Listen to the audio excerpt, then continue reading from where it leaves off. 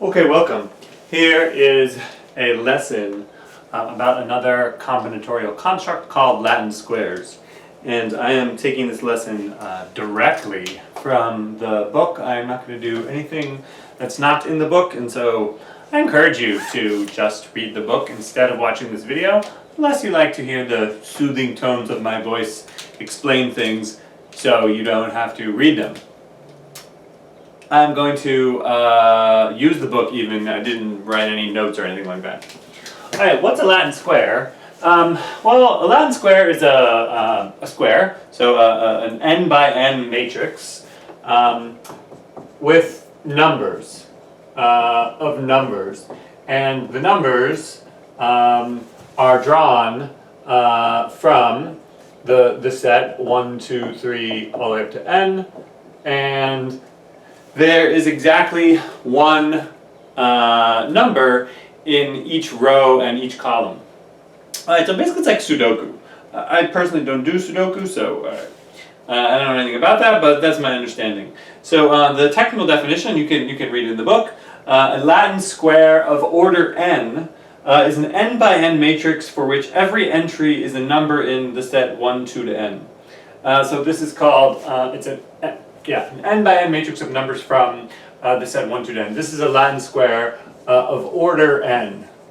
If we say the order is n, it's just an n by n matrix. Okay, they don't particularly need to be numbers, they just need to be some kind of ordered objects, or possibly not even ordered objects. They just really need to be distinct objects, but we might as well use the numbers 1 through n, although really any objects at all will do.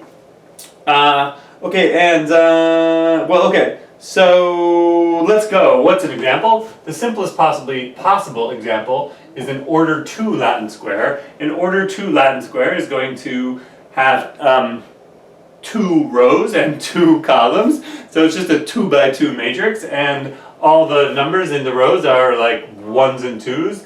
And there has to be a 1 and a 2 in each row and a 1 and a 2 in each column, so there it is. That's pretty boring. Is there another one? Well, sure there is, because I could start with a 2 instead, in which case that has to be a 1, that has to be a 1, that has to be a 2. Okay, so that's an example of an order 2 Latin square. Are there some order 3 Latin squares? Of course there are. What's an example of an order 3 Latin square? Well, we just do like 1, 2, 3, say, for example. This could be 1, 2, 3, and then this could be whatever you want it to be, man. I guess that has to be a 1, because it can't be a 3 or a 2. So that has to be a 3, and that has to be a 1, and there we go. So, great. And I think that choice was determined once I decided to go across 1, 2, 3, down 1, 2, 3. Okay, so now just a couple quick things. Gossett in the text defines this, in my opinion, kind of annoyingly. He says that every number in, so he says, his exact quote is, every number in the set 1, 2, 3 to n must appear at least once. Must appear at least once. At least once. So okay, that's potentially kind of confusing because of course you want to say that each number 1 through n appears exactly once, and of course that's right, and that's an equivalent definition.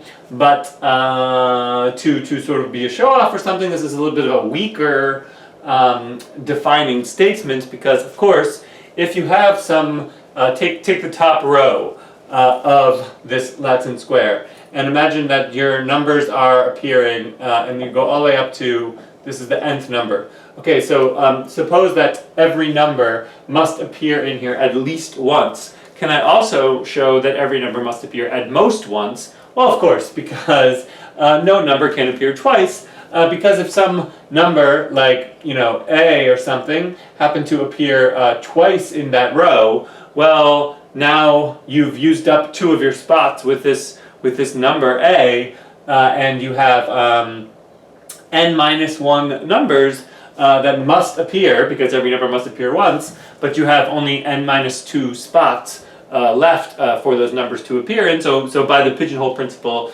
you must have two numbers in one spot, and that's impossible. Okay, so in fact, it's just better to I'm not even going to erase this now, it's better to think of a Latin square of order n as a matrix in which each number appears exactly once in each row and exactly once in each column. Okay, so this is a very sort of simple, in fact this comes I think from the sort of branch of math called like recreational mathematics. This is just stuff that people screwed around doing like in the 17th century. And yeah, and people studied these, but one of the first people to study them and be famous is Euler, and in fact they're called Latin square. Well, I'll say more about that later. It's kind of boring anyway. Okay, so this is the kind of subject for which you sort of need to just play around and get some intuitive sense of it, and there's a lot of deep mathematics going on, which you can kind of ignore or you can explore, sort of up to you. One more thing, there's another piece of vocab. A Latin square is called standardized if the elements in the first row are written in increasing order, and the elements in the first column are written in increasing numeric order from top to bottom. So in other words, this particular Latin square, this one which I drew with 1, 2, 3 going across the top row and 1, 2, 3 going down the first column, this is called a standardized Latin square of order 3. And for the case of order 2, it's plain to see that there's just one standardized Latin square of order 2.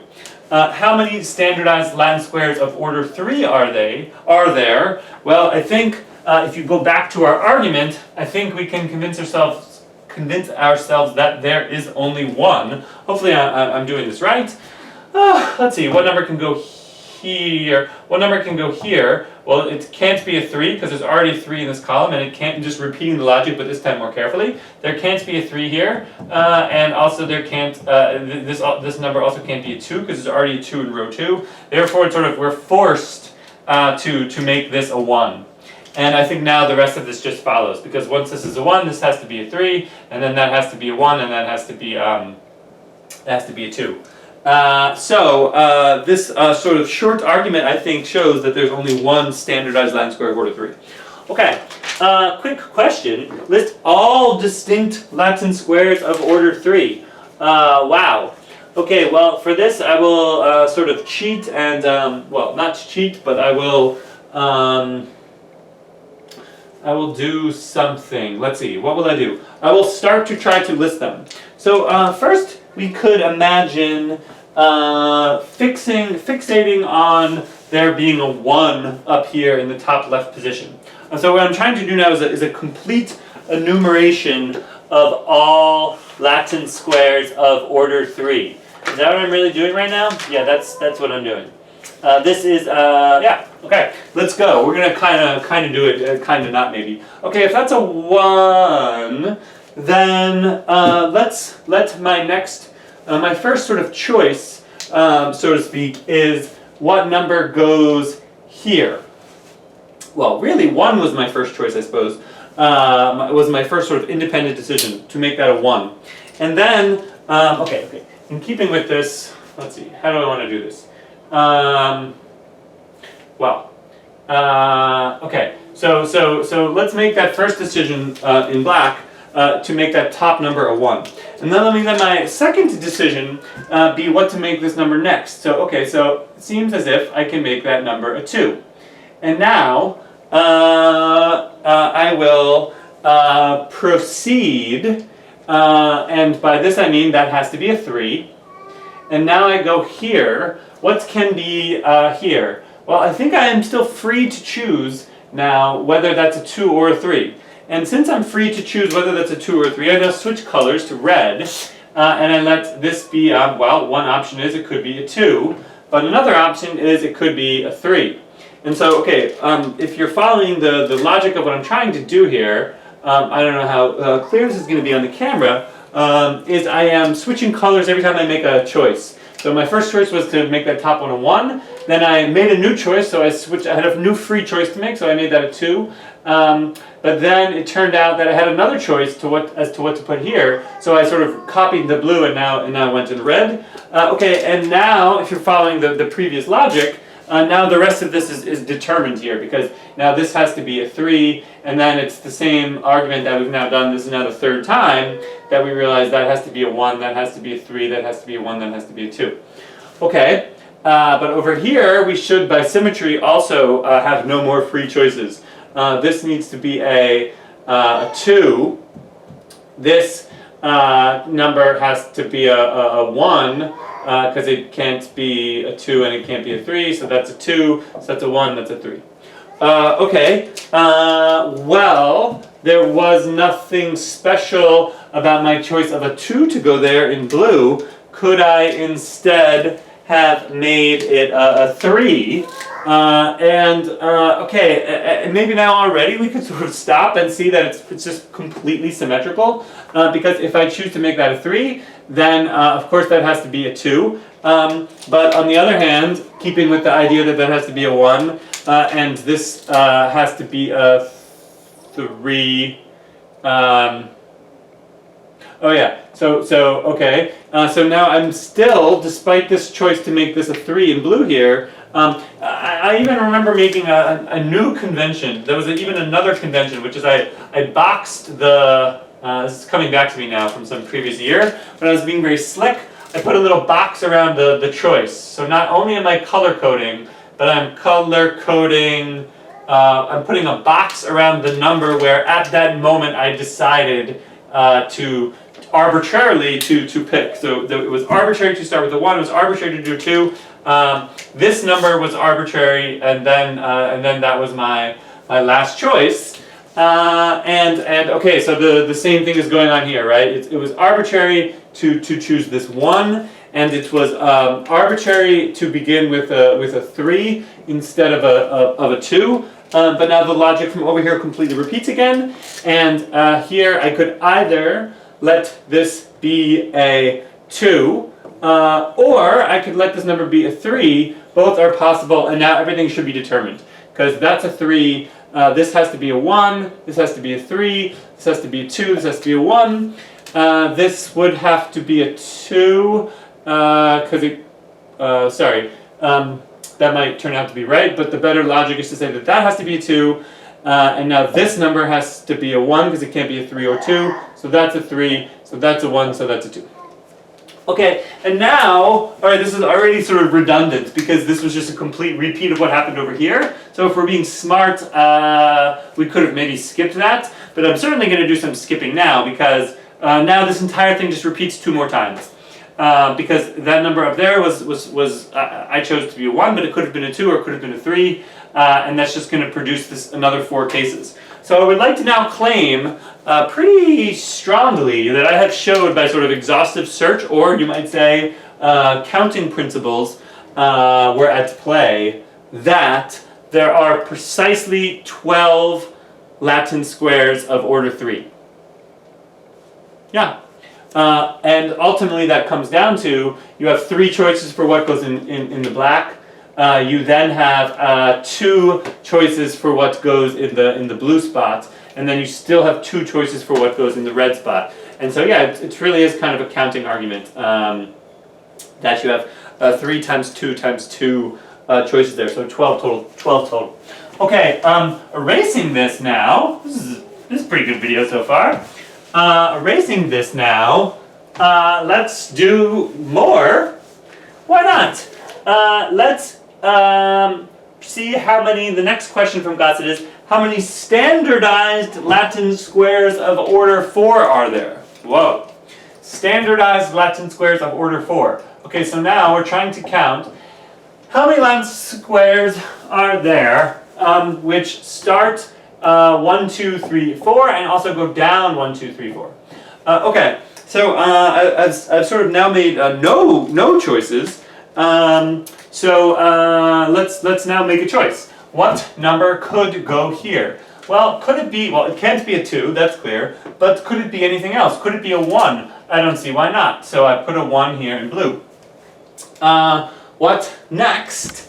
What can I say about this number, well, it can't be a 1 or 2, because I've already put a 1 or 2 in that row, but it also can't be a 4, but it has to be a 3. And if that's a 3, then this has to be a 4. So these are all now just kind of determined. And I think I can keep going, right? Here, this can't be a 4, but it also can't be 1 or 2, so that has to be a 3. So that has to be a 4.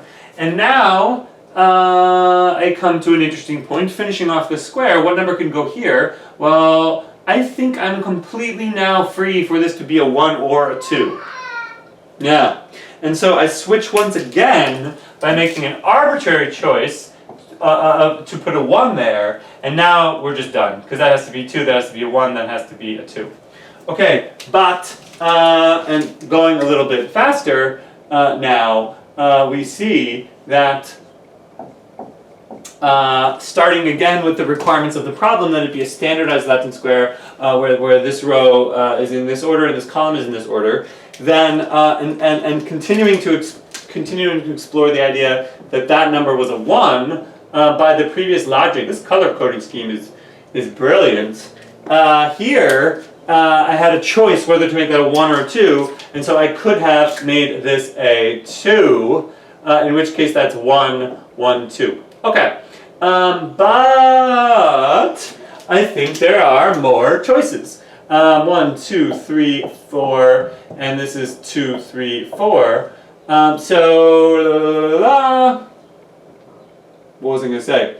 Oh yeah, this number didn't have to be a 1. It could have been perhaps something else. What if it's like a 3? Well, the situation is not totally symmetrical, as you might think. Because if that has to be a 3, well, now we see, look, what could go here? Well, it can't be a 2 or a 3. Well, maybe here's the best spot to start. This can't be a 2 or a 3, but it also can't be a 4. So it actually has to be a 1. And here, yeah, and that has to be a 4. And this, then, here, this can't be a 4 or a 2, 3, so it has to be a 1. So this has to be a 4. But now, what else? Here we are, and this can't be a 1 or a 4 or a 3, so that actually just has to be a 2. I think I'm doing this right. And this then has to be a 1, and that has to be a 2, and that has to be a 3. And so, there's in fact only sort of one way to finish this off once we determine that has to be a blue. And I think there's some deep way of explaining this that I'm not going to dwell on right now, but you should think about it. And okay, we're almost done, because the other choice was that this could have been a 4.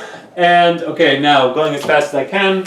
If that's a 4, then this has to be, no, here, this can't be a 3 or 2 or 4, so it has to be a 1, so it has to be a 3. And here can't be a 2 or 3 or 4, so it has to be a 1.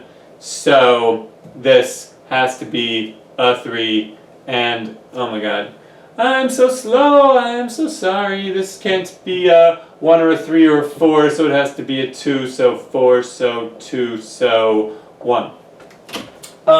Okay, so by careful case analysis and an analysis of degrees of freedom, I have determined that there are precisely 4 standardized Latin squares of order 4.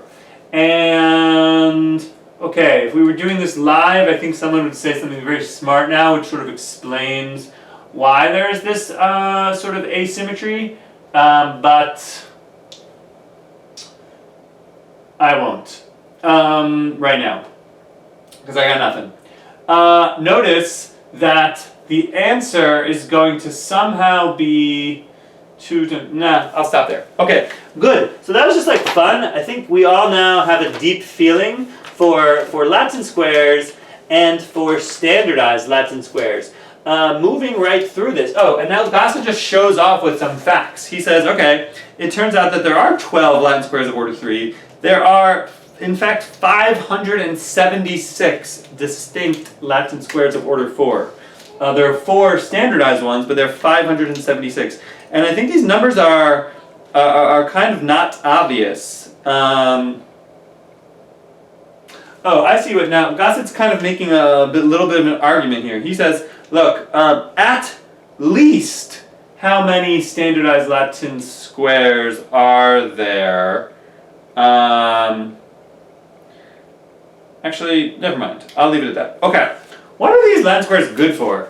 Oh man, they are so good. What can we do with them? All kinds of things.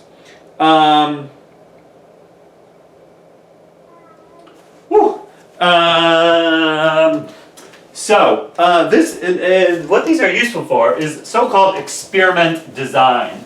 Okay, so let me erase all this, and we're going to run through, I'm literally just going to run through the Gossett explanations. This is what I normally do in school, so I don't know, seems good enough. Here are Gossett's explanations. They are colorful. So here we are on page 422.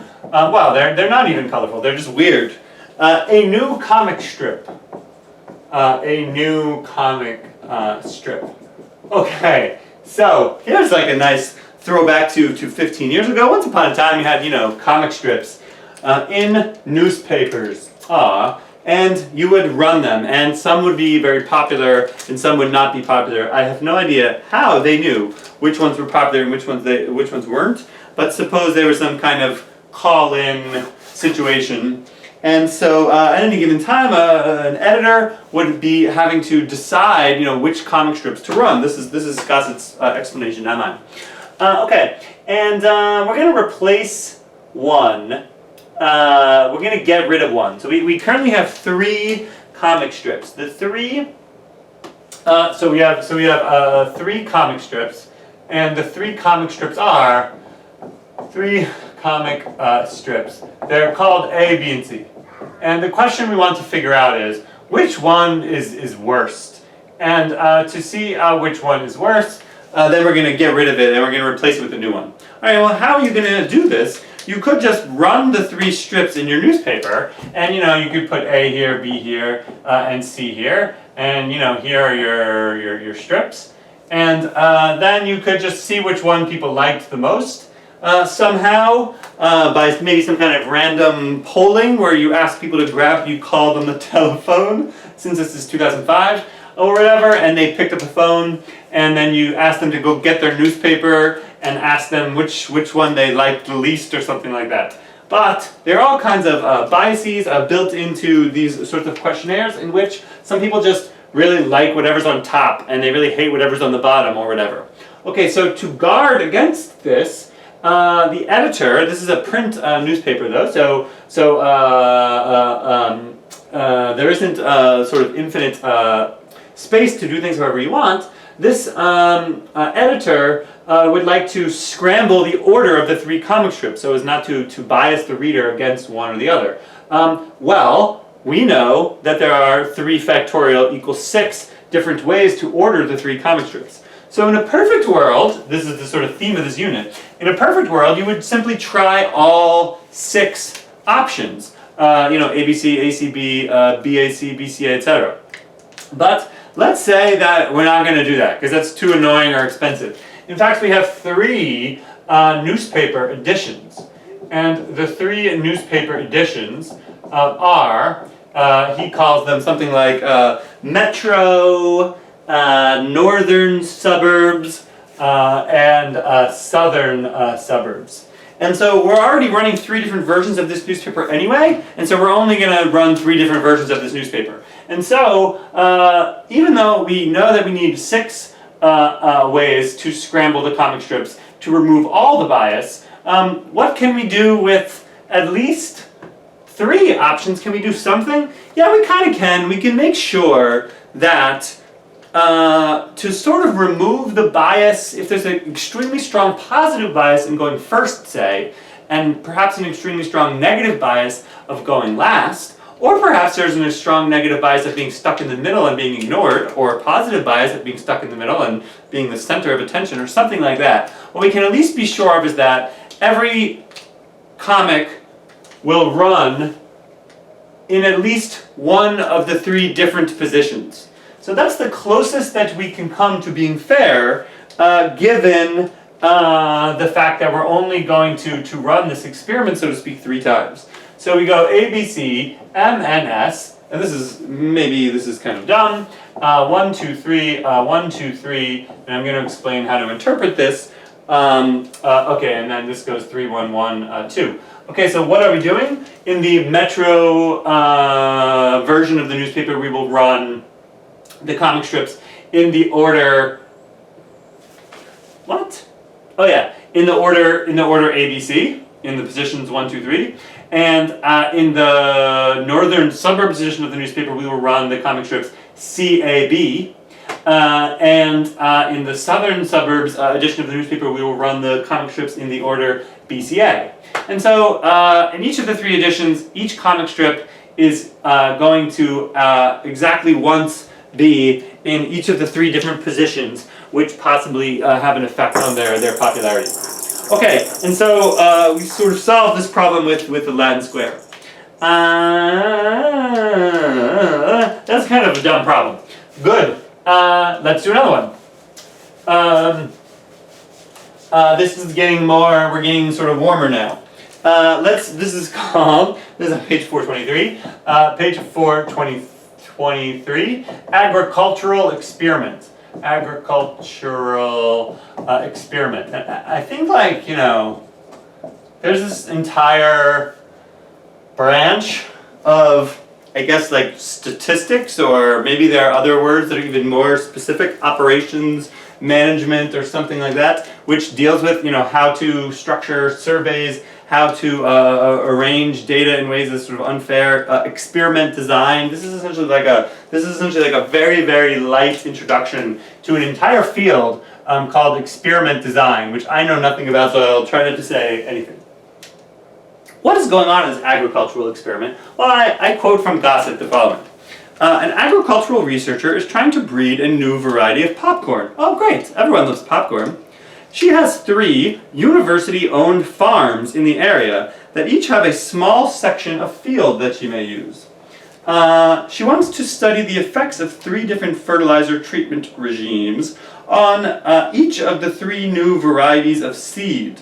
She knows that the 3 fields have different soil characteristics, among other differences. So the choice of field is significant when interpreting the results. Okay, let's make a picture. What's going on here? Here there's some kind of university, and off in a couple of miles off of town, there are these 3 fields. Field 1, Field 2, and Field 3. And these fields are significantly far enough away from each other that the soil on these 3 fields is different. And so, which field you are planting your corn in is very significant. And we're trying to breed the best possible popcorn, so we have 3 varieties of seed and 3 different fertilizer treatments. Okay, in addition, she's assuming that the variety of seed and fertilizer regimes are also significant. So she does not have the funding to run separate experiments with just seed and fertilizers. Okay, this is getting kind of complicated. So, what do we have? We have the following kinds of seeds. Let the 3 varieties of corn seeds be A, B, and C. And then we have a certain fertilizer regime that we would also like to test. And the fertilizer regimes are L, M, and N. Okay, so I think we have already seen now that there is kind of a lot going on here. Because if the 3 soils and the 3 fields are all different, and perhaps even intentionally so, to test the way in which these various seeds and fertilizer regimes interact with soils at different places where these corn plants are going to be grown, then we are now testing sort of 3 different variables. The soil in the fields, the seeds, and the fertilizers. Okay, well, there are now going to be, if you just do a simple count, 3 choices of soil, 3 choices of seed, 3 choices of fertilizer, 27 different possible combinations. An exhaustive experiment which wanted to test every field with every seed and every fertilizer would require 27 different plots. But perhaps, resources are not infinite, and so she cannot plot, this agricultural researcher, all 27 independent plots. And so she has space only in order for the data to be significant or whatever. She has enough space on each field to only do 3 plots. So that's it, man. There's only going to be there are only going to be 9 total plots. 3 plots on field 1, three plots on field 2, and 3 plots on field 3. And yet, we still want to sort of test as much as we can, given the fact that this test is not exhaustive. Okay, and what we want to do is to minimize bias, not eliminate bias. And personally, the way that this makes sense to me is I want to see if perhaps there's some seed which reacts extremely negatively with one of the different kinds of soils. And so I want to make sure that I get at least some of seed A on each of the 3 fields. And I want to make sure I get at least one of seed B on each of the 3 fields, and at least one of the plots on each field should be of seed C, to make sure that seed C doesn't interact negatively with one of these fields. And similarly, I have these 3 different fertilizer regimes. I want to make sure that they don't react negatively to the soil conditions on any one of the fields. And also, I want to make sure that the fertilizers don't react negatively with any of the 3 seed varieties. In other words, I want to make sure that every seed is matched with every fertilizer at least once, and that every seed is matched with every field, and every fertilizer is matched with every field. Okay, well, Latin squares to the rescue. Suppose we take L, M, N, let the columns of the Latin square be the 3 fertilizer regimes, let the rows of the Latin square be the 3 seed varieties, and what we are now doing by agreeing to organize our data into this matrix, we are now deciding that in advance, sort of by, I haven't even done anything yet, but already, just with this picture I've already drawn, it seems as if we are forcing every seed variety to be tested with every kind of fertilizer, at least once. And we're going to have 9 total plots. Not the full 27 that we need, but 9. And now, how should we, where should we decide to place these 9 plots? Well, it seems clear that if we want seed A to have a presence on each of the 3 fields, then I should, do whatever. So here, I don't know why these are his numbers, but 1, 3, 2. 1, 2, 3. Basically, we just make a Latin square, right? Okay. So make a Latin square. What features of, so this is clearly a Latin square of order 3. Why does this solve our problem? Well, because as 1, 2, and 3 appear exactly once in each row, it means that every seed variety is being tested on every field for each of the 3 seed varieties. Since since it's Latin square with respect to the so-called column property, that every number appears exactly once in each column, that means that every fertilizer regime is tested against every single field, and hence with each kind of soil. And as I already said, we set the grid up such that every seed variety is tested with every fertilizer. So we don't get everything. For example, we just simply never test